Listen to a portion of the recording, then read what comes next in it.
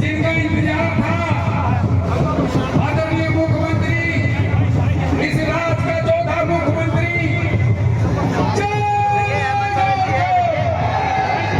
हेमंत सोरेन जिंदाबाद, हेमंत सोरेन जिंदाबाद, हेमंत सोरेन जिंदाबाद, झारखंड के कल्पना सोरेन जिंदाबाद, झारखंड का शहरी कल्पना सोरेन जिंदाबाद। आता था लेकिन समय पर बिजली का बिल आ जाता था, चुकता नहीं कर वो थाना हाजिर, कोर्ट कचहरी फिर। लेकिन अब बिजली 24 घंटा आएगा और बिजली का बिल कभी नहीं आएगा। ये आपकी बात है। वो इसलिए क्योंकि 200 यूनिट बिजली हमने आपका फ्री कर दिया है। आप पंखा चलाइए, बत्ती जलाइए, कभी भी नहीं आए। तो कई ऐसी चीजें योजना गिनाना शुरू करेंगे तो इतना 5 साल नहीं, मात्र 2.5 साल हम लोगों ने इतना काम किया कि हमारा काम का बोझा तले ये भारतीय जनता पार्टी जमीन में गड़ के रह जाएगा, निकल नहीं पाएगा। आज इस कोरोना के जंग में हम लोग 2.5 साल अस्त व्यस्त रहे। आज इस कोरोना की जंग में इस राज्य को हम लोगों ने बचाने का काम किया, इस राज्य की जनता को हमने बचाया। अगल बगल के राज्य में देखो, यूपी बिहार में लोग जानवरों की तरह मरते थे, लोगों को दफन करने के लिए मिट्टी खत्म, जलाने के लिए लकड़ी खत्म हो गया था, लेकिन झारखंड में ऐसे हालात नहीं होने दिए। इसके लिए हमें बहुत बड़ी कीमत चुकानी पड़ी। हमारे दो मंत्री को कोरोना साथ लेके चला गया, हाजी हुसैन अंसारी साहब और भाई जगन्नाथ माथुर को कोरोना साथ में लेके चला गया, तब जाके ये राज बचा। और इसमें बड़े पैमाने पर हमारे साथ इस लड़ाई को लड़ने में साथ देने वाली इस राज्य की आबादी महिला साथियों ने हमारा किया। कोरोना के जंग में याद कीजिए, यहाँ राज मजदूरों का राज, जहाँ कई मजदूर अगर मजदूरी नहीं करेगा तो उसका घर का चूल्हा भी नहीं जलता, पूरा परिवार को भूखा सोना पड़ता है। उस समय ये महिलाएं अपने गांव पंचायत में मुख्यमंत्री दाल भात योजना चला करके उन गरीबों को फ्री में खाना खिलाने का काम करती थी। और उसी समय हमने संकल्प लिया कि इस राज्य की आधी आबादी को अपने पैरों पर खड़ा करेंगे। उसका परिणाम है कि आज इस राज्य की आधी आबादी के ऊपर जो 50 लाख से अधिक महिलाएं हैं, इनके हर एक खाता में 1,000 रुपया जा रहा है। जा रहा है कि नहीं जा रहा है कि बताइए।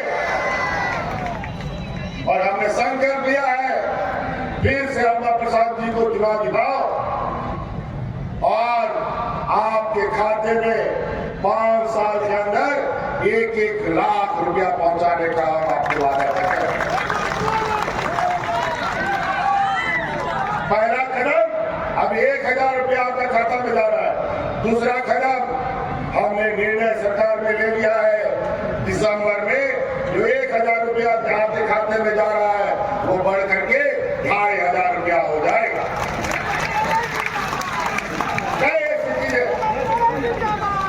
धीरे धीरे आपकी जो आर्थिक समस्या है उसको हम जड़ से निकाल देंगे और गांव में जो भूखमरी गरीबी कुंडली मार के बैठा है उसको हम सब लोग मिलकर एकजुट होकर जड़ से बाहर निकालने का काम करेंगे। तो साथियों, हमारे बीच कई ऐसे लोग, अभी जो भारतीय जनता पार्टी का बात ये लोग आके बोलता है रोटी बेटी माटी, वो हमें बचाना है। क्या बात करेगा ये लोग रोटी बेटी माटी के बारे में? ये लोग तो सबसे अधिक लुटेरे रोटी बेटी माटी के बारे में, सबसे बड़ा लुटेरा ये लोग।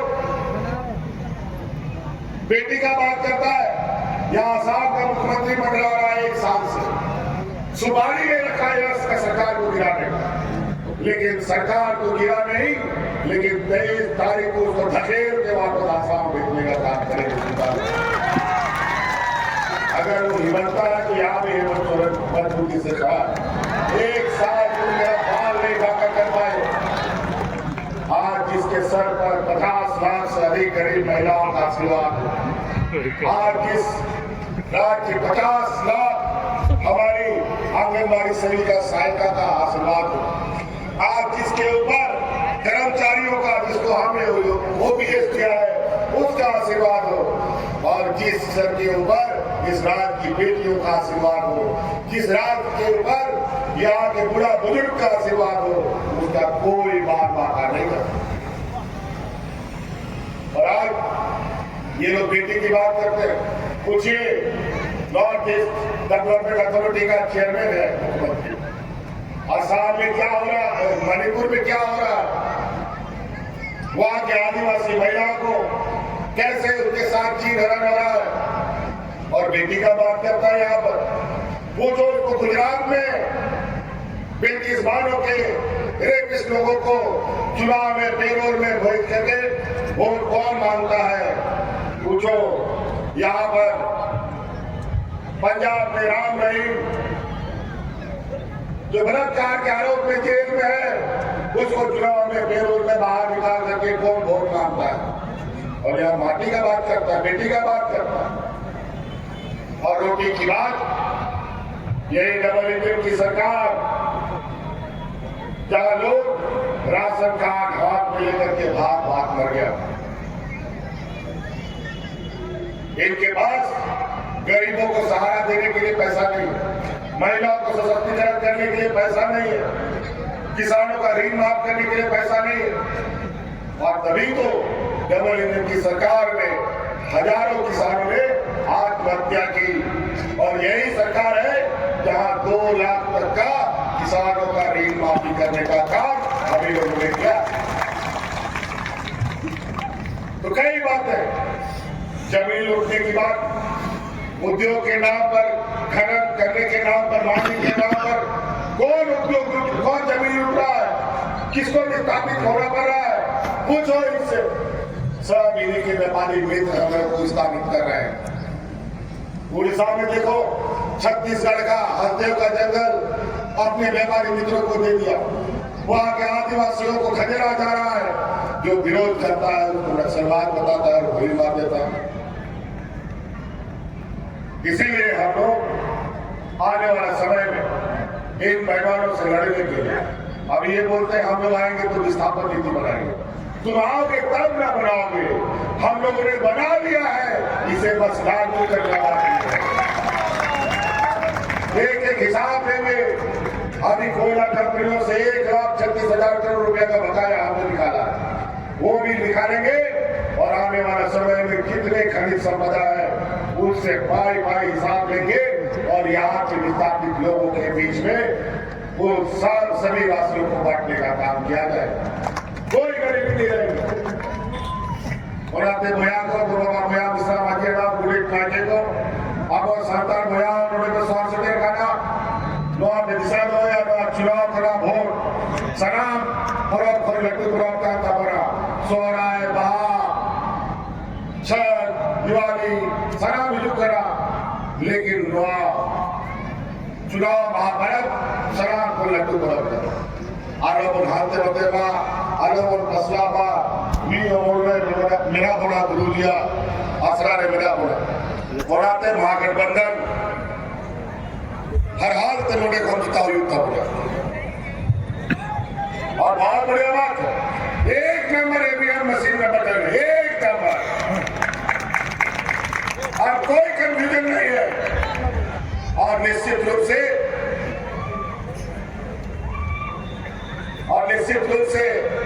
13 तारीख को यहाँ वोट, कोई घर में नहीं रहना चाहिए, एक भी वोट। और जो लोग यहाँ आकर के आपको दिग्भ्रमित करते हैं उनको बोलो भाई सारा रिश्ता नाता तुम लोग घर में रखो, लेकिन चुनाव और स्वाद क्या है, यहाँ के आदिवासी मूलवासियों का है, या हमारे आने वाली पीढ़ी का है। ये हमारे राज्य के हितों की नहीं सोच नहीं रखते। ये व्यापारियों की जमात है, ऐसी जमात जो देगा नहीं बल्कि उल्टा शरीर से आपका खून भी चूस लेगा, लेकिन आंख में एक बूंद पानी नहीं बहाएगा।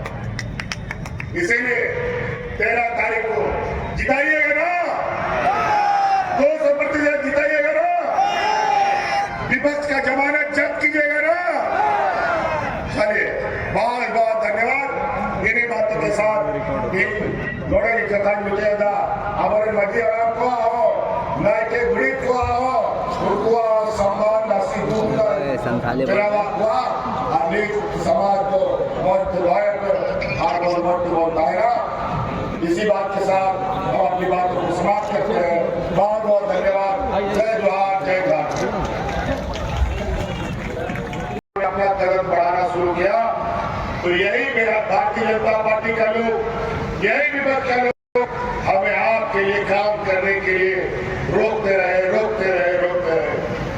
बहुत प्रयास हुआ, अब गिराओ सरकार, तब गिराओ सरकार, विधायक खरीदो बेचो, यही काम होता था।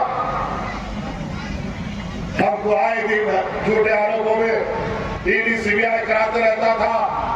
जब उसमें नहीं सके तो जबरदस्ती हमको जेल में भी डाल दिया। लेकिन जेल में जाने के बावजूद भी हम लोग मजबूती के साथ सरकार चलाते रहे और आज झारखंड के दुख दर्द, उनके गरीबों की समस्याओं का अनवरत समस्या करते आगे बढ़ रहे हैं। आपने 20 सालों में कभी नहीं सुना था कि पदाधिकारी गांव जाएगा, पंचायत जाएगा, मोहल्ले जाएगा। लेकिन 5 साल के इस चुनौती भरे कार्यकाल में भी हम लोगों ने गांव पंचायत सरकार के पदाधिकारियों को, कर्मचारियों को, बीडीओ को, सीओ को भेज करके आपकी समस्या का समाधान किया। अनेकों बार सरकार आपके द्वार से हम लोगों ने पदाधिकारियों को आपके गांव में भेजा। कई ऐसे गांव के लोग हैं जहां बीडीओ किसी को नहीं जानता, सीओ किसी को नहीं जानता, ब्लॉक ऑफिस कहाँ है ये भी बहुत लोग नहीं जानते। डीसी एसपी की तो बात बहुत दूर। लेकिन चुनाव प्रचार प्रसार कार्यक्रम में यहाँ आए हुए आप सभी भुरकुंडा वासियों, माताएं बहनें और साथी, बड़े बुजुर्ग, सबसे पहले आप सब लोगों को झारखंडी जोहार, जोहार, जोहार। बहुत कम समय है, कई कार्यक्रमों में अभी हमें जाना है। मात्र 10-12 मिनट 15 मिनट के लिए हम आपके बीच में आए हैं। संक्षिप्त में अधिक बातें समझने का कोशिश कीजिएगा, क्योंकि यहाँ पर जो विपक्ष के लोग आए दिन का थाली लेकर के पूरा बड़का गांव विधानसभा में घूम रहे हैं और लोगों को दिग्भ्रमित कर रहे हैं और जुमले सुना रहे हैं। इन जुमलों से थोड़ा बचिएगा, क्योंकि इन लोगों ने पूरे देश के लोगों को ठगा, झारखंड के लोगों को ठगा, आज बड़े गांव के लोगों को ठगने की तैयारी चल रही है। सावधान रहिएगा। सब आयातित नेता इधर उधर से जुगाड़ करके लोगों को प्रत्याशी के रूप भेजते हैं और हम लोगों को दिग्भ्रमित करने का काम करते हैं। झारखंड के लोग बहुत सीधे सरल भोले भाले लोग होते हैं।